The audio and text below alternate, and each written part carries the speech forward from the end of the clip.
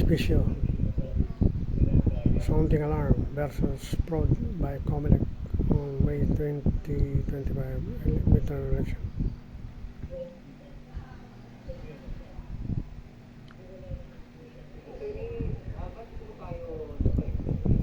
Alright, inimbitahan ako ni Father Robert Reyes, Ronnie Priest. Dito sa meron tayong misa ngayon alas 11 ng umaga dito sa Plaza Roma sa tapat ng Comelec. At ang kumpanya natin ay Apo, hindi Bandaraya ng Boto.